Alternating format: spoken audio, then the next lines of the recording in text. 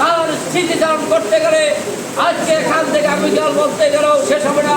তাই আমি সংক্ষিপ্ত দুইটি কথা বলে তার রোগ মাফরাদের জন্য দোয়া মিলাতে হবে, সেই আমি সংক্ষিপ্ত দুইটি কথা বলে আমাদের কঠিন পরীক্ষা আওয়ামী লীগ পালিয়ে গেছে, ওরা কিন্তু পালাইলো গর্তের ভিতরে গেলেও ওরা আবার মাথা ছেড়ে দিয়ে উঠবে। তাই আপনাদের কষ্ট করতে হবে। আমি আজকে অনুরোধ করবো, তারেক রহমান যে বাণী দিয়েছে, আমাদের রেজভি আহমদ 2 দিন আগে বাণী দিয়েছে, আমাদের দেশরত্ন আমাদের মাতৃদক্ষ সেনাবাহিনীর মাথা বলেছে, কি বলেছে? আপনাদেরকে ধৈর্য ধরতে হবে, আপনাদেরকে আর ধৈর্য ধরে এই তত্ত্বাবধায়ক সরকারের পর ইনশাআল্লাহ আমরা ক্ষমতায় আসবো। আর এই ক্ষমতায় এসে আপনাদের যে যা করেছে তখন আপনারা পাওনা আপনারাই করে নেবেন।